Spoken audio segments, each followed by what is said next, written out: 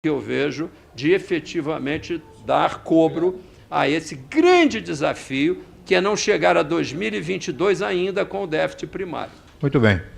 Deputado Lucas Redecker tem palavra por 5 minutos. Quero saudar o presidente, o senhor Paulo Rabelo de Castro, que vem explanar durante sua gestão sobre o BNDES. Eu quero fazer 3 perguntas, presidente, mas eu gostaria de perguntas no formato perguntas e resposta e não fazer que eu não preciso fazer as 3 perguntas em sequência, pode ser? Tá. Sim. Senhor Paulo, por favor, Paulo Rabelo de Castro, a minha pergunta inicial, de 2006 a 2007, o banco, eu sei que o senhor não era presidente no banco, mas o senhor conviveu com o banco, então deve ter, com certeza, conhecimento sobre como funciona a condição do banco escolher quais são os países que eles vão investir os seus recursos internacionais através de empréstimo. A partir de 2006 a 2007, o banco começou a ter um foco mais voltado para África e América do Sul. No ano de 2014, nós tivemos aqui, eu tenho um dado, de que 76% dos recursos que foram carreados para projetos foram para 4 países, basicamente. Angola, 33%, Argentina, 22%, Venezuela, 14% e Cuba, 7%. A minha pergunta, como que funciona a decisão do banco? Ela é estritamente do banco ou ela é externa, através do Ministério, do próprio governo, de definir que, a partir de um certo momento, vai se mudar o foco totalmente e vai se investir os seus recursos para empréstimos naqueles países?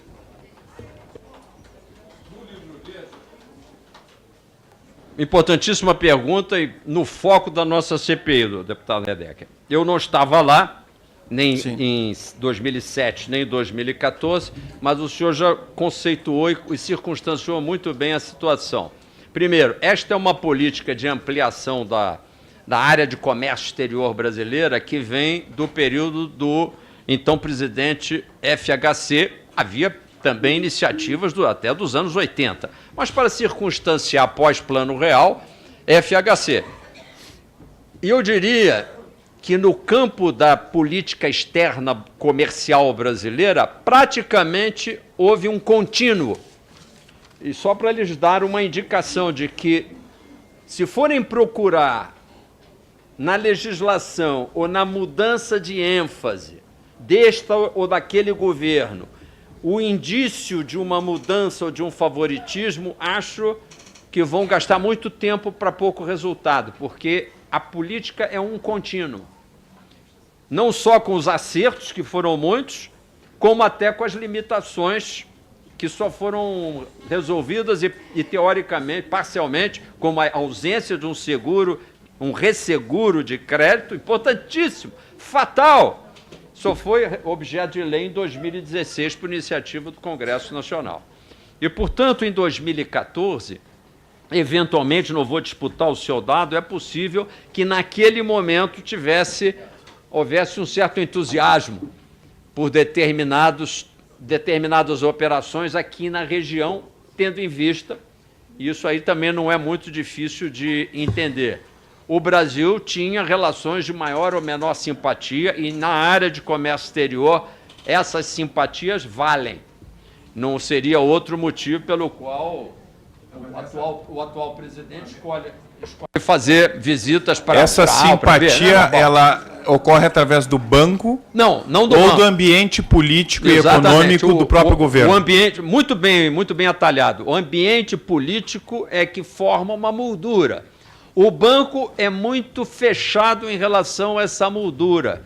Então, ele, embora não antagonize essa orientação, porque essa orientação, e foi uma parte da sua pergunta importante, ela já vem de uma decisão que é, como eu repito, prévia à decisão técnica financeira do banco, que é a decisão de orientação, vamos dizer, creditícia da CAMEX, que é um comitê interministerial, então é, portanto, apurar quem presidia às várias épocas a CAMEX, para que dê esclarecimentos aqui, os vários ex-ministros, e o FGE. E também, subsidiariamente, a AGBF, a BGF, a Agência Brasileira de Garantias, que também participa desse processo. há manuais para cada um desses órgãos. Nada é feito assim à moda boi. E, portanto, também não é querer procurar ali um beneficiamento de última hora, acho que dificilmente encontrará. Uma última ressalva que faço a essa sua pergunta é quanto à data, porque, pela minha experiência no banco, há muitas operações que demoram mais de um ano para serem analisadas. Frequentemente, essas operações mais complexas demoram 2, 3 anos para se ultimarem. Portanto, o fato de o senhor ter encontrado, em 2014, uma concentração nesses países não é indicativo que foi ali em 14 e com esse automatismo, essa instantaneidade que alguém decidiu e alguém deu. É uma das mais sérias batalhas do presidente do BNDES, na minha época, era tentar, deputado Macris, chegar a uma média de aprovação de apenas 180 dias para operações convencionais no Brasil. O banco, repito, é muito chato, muito conservador, muito lento, até lento pode-se dizer, porque é rigoroso. E, portanto, essas decisões se estendem e são sempre colegiadas, razão dessa extensão. E por isso que nessas operações internacionais é possível que decisões que tenham sido tomadas na Camex em 2011, 2012, é só para o senhor atentar para ampliar um pouco mais o espectro da sua importante Sim. análise. Viu? Tá, a segunda pergunta seria em relação à ingerência do governo, das decisões políticas em relação à tomada de empréstimo através do banco. Por que eu faço essa pergunta e quero embasar em alguns posicionamentos aqui, inclusive Sim. do senhor? Quando, numa entrevista do senhor do Jornal da Manhã na Rádio Jovem Pan, em julho de 2017, Sim. o senhor disse que teria mostrado os dados das operações questionados e afirmou que as operações de financiamento do banco são feitas por mais de 30 pessoas sérias, éticas e honestas, que não aceitariam ordens do governo ou do presidente do banco para fazer coisas irregulares. Logo depois disso, o seu sucessor, o Diogo, diz também, em uma entrevista da Folha G1, em que os empréstimos para Cuba e Venezuela não poderiam ter ocorrido de acordo com uma entrevista e que, olhando claramente, esses países não tinham condições de pagar, provavelmente não deviam ser feitos. E o seu diretor, na época em que o senhor era presidente da área financeira internacional do BNDES, Carlos Tadeu de Freitas Gomes, ele informou em uma audiência pública interativa no final de agosto de 2016, em que... Deve ser 17, talvez. 2017, desculpa. Sim, correto, 2017. Em resposta ao senador Ayrton Sandoval, ele declarou, é óbvio que há ingerência do Poder Executivo do BNDES. Ele sugeriu que os parlamentares alterem, inclusive, a legislação para que nós pudéssemos ter uma menor ingerência do governo. E o senhor, logo no início aqui, disse que quando assumiu o BNDES, o presidente Temer, ele disse para focar nas micro e pequenas empresas, que fosse uma política de banco. Afinal, pelo seu conhecimento, pela sua vivência no banco, há ingerência, há influência política através das decisões do banco, da diretoria e do colegiado, ou não há? Boa pergunta, excelente pergunta. Quando a gente acerta, ingerência é orientação. Quando a gente erra, ingerência vira intervenção. Quando não, um substantivo pior. Aí temos que ter cuidado com os substantivos e com Sim. os adjetivos, inclusive. É que, na realidade, não existe governo sem orientação. É da característica do governo. Aliás, um governo que não orienta, não vamos entrar em pormenores, ele acaba sendo orientado, né, até por forças externas. E, portanto, é importante que um governo oriente. Um governo que tem que entrar com planos, etc. As páginas tantas, que eu não vou saber qual, mas é... será que é abrir? Abrir. Olha só, eu estou já começando a saber de cor esse livro velho. O senhor, se tiver aí na página 162... tem um quadro muito interessante, porque ele é bem democrático, pega de 2000 para até 2016. Depois de 2016, praticamente não teve política também assim, a não ser o PPI. Então, sem demérito do nosso governo Temer aí, está quase que completo. Principais políticas públicas federais no período 2001-2016. E aí tem um conjunto de políticas de infraestrutura, políticas de desenvolvimento produtivo e tecnológico, políticas de exportação, políticas ambientais. O BNDES segue estritamente, estuda e transforma essas políticas públicas aprovadas pelos senhores nesta Casa e no Senado Federal em políticas operacionais. Então, resumindo, o BNDES não tem política, ele mesmo, política de desenvolvimento nenhuma. Se aparecer um doido dizendo que minha política é política nenhuma, o banco vai murchar e vai devolver os recursos. Inclusive, os do FAT estão muito bem cuidados e são remunerados pela TR. Aliás, sobre isso devemos voltar, porque os verdadeiros donos do BNDES são os trabalhadores brasileiros, que são sempre esquecidos.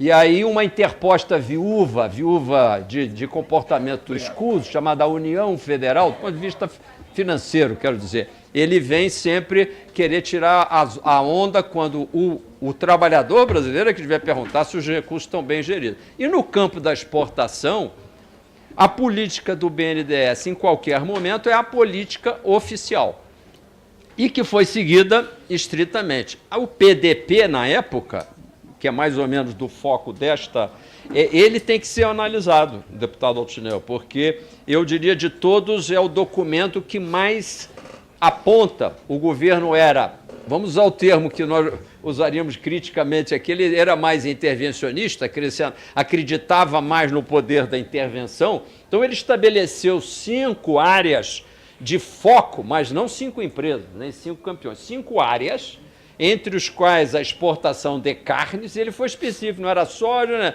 Era de carnes. Eu só não sei se foi tão mal sucedido, porque a gente olhando o resultado hoje, de fato, nesse campo, com todas as limitações, problemas de excesso, com certeza de concentração de mercado aqui dentro, que podem ser corrigidos, o Brasil hoje é detentor, como no papel e celular, mas aí já não decisão deste PDP.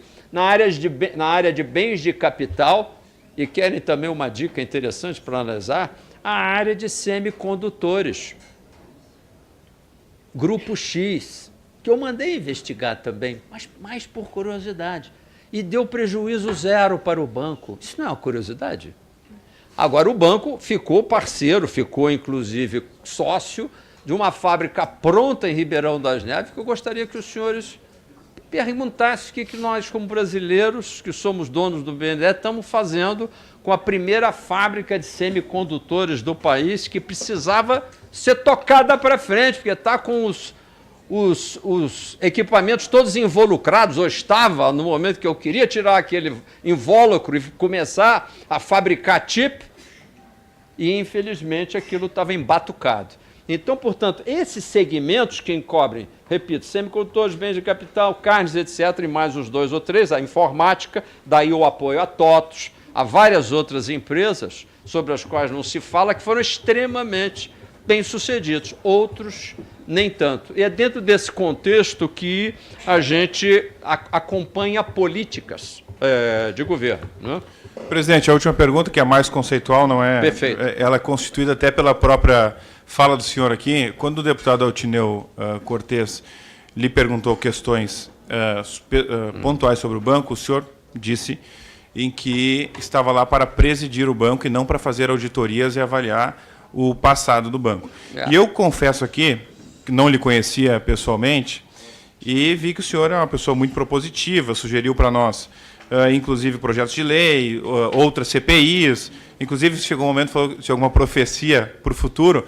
O senhor não teve preocupação quando assumiu o banco, a presidência do banco, em relação ao andamento dos projetos que andavam, dos empréstimos, que poderiam ter assinaturas do senhor, já com o andamento da Lava Jato, que já existia a Operação Lava Jato, sim, de o senhor se tornar, ter alguma relação e ter que responder isso no futuro, em fazer alguma auditoria, em avaliar detalhadamente algum projeto, algum empréstimo, o que poderia acarretar em sanções futuras jurídicas para o senhor?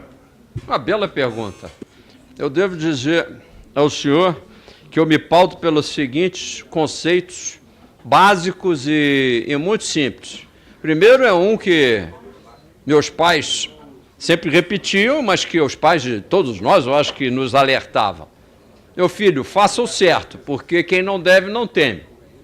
Então, eu, apesar de não ser uma pessoa impecável, porque nenhum de nós tem essa ousadia de querer bancar o santo, nós procuramos ser corretos, já que a palavra honesta no Brasil está proibida, né? Ela está em quarentena, mas nós procuramos ser corretos em tudo o que fazemos. E quem é correto e quer fazer, aí vem o segundo lema: só quem faz, quem toma risco. E se nós queremos fazer pelo Brasil, nós temos que tomar o risco em nome do Brasil. Agora, com algumas ressalvas importantes. Primeiro, eu disse que era um classificador de risco, fui ao banco e a primeira novidade, prometi até um jornalista, em 45 dias, produzir uma avaliação geral, que era como se fosse uma avaliação para mim mesmo. Ficou tão bem feita que eu aí dei a público, levei ao jornalista que me solicitaram, ele mesmo não gostou muito, foi objeto daquela polêmica discussão, mas não tinha objetivo de confrontá-lo, era só colocar informações que não atestavam nada, mas que já davam uma indicação muito mais pormenorizada. Espero que as suas assessorias, senhores parlamentares, realmente se debrucem e os dados que pude atualizar ficarão disponíveis, inclusive os 198 bilhões em que o banco já se antecipou a tudo que recebeu. Portanto, repito, ele já devolveu tudo. A União tem menos 198 bilhões de contribuições líquidas ao banco.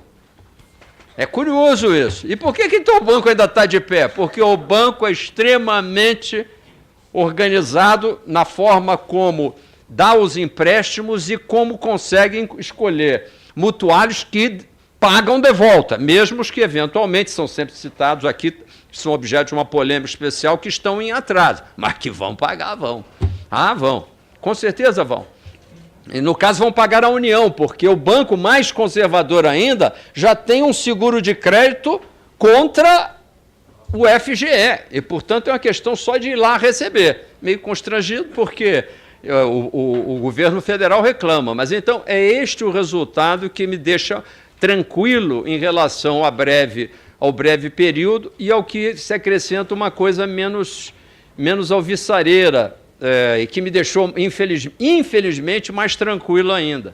Lá chegando, descobri que, para a desgraça do Brasil, as pessoas jurídicas responsáveis por obras importantíssimas, nevrálgicas para o desenvolvimento brasileiro, estavam todas elas com seu cadastro suspenso no banco. Portanto, eu não precisava nem me preocupar em que algo fosse estendido em matéria de crédito para, vamos dizer, mais notoriamente as empreiteiras que são objeto. Mas vejam bem, eu teria preferido que rapidamente, não o BNDES, mas o setor jurídico da sociedade, e para isso fui proativo. Fui procurar, se não me engano, a 5ª Câmara, justamente com o doutor Marcelo, por isso ele pode até relatar bem. Conversei com os procuradores da Lava Jato. Esses procuradores foram extremamente sensíveis em perceber, nota bem, essa contaminação dos malfeitos com as pessoas jurídicas respectivas. Iniciou-se um anteprojeto de lei que, infelizmente, foi analisado pelo doutor Marcelo. Chegamos a devolver para os procuradores do MP para que acelerássemos esse processo de elucidação dos casos, para que comercial e operacionalmente essas empresas voltassem a construir ou então a passar as suas concessões para terceiros, para que não houvesse descontinuidade ou que essa descontinuidade fosse a menor possível. Lamentavelmente, no período da minha presença no banco, esse eu devo dizer, lamentando, que foi alguma das coisas que eu não consegui chegar a bom termo, que é retomar essas obras que muito beneficiariam o Brasil e diminuiriam até substancialmente o alto nível de desemprego que hoje talvez seja a nossa principal preocupação. Presidente, por hora eram essas as perguntas que eu tinha. Obrigado, eu que agradeço. Excelente pergunta.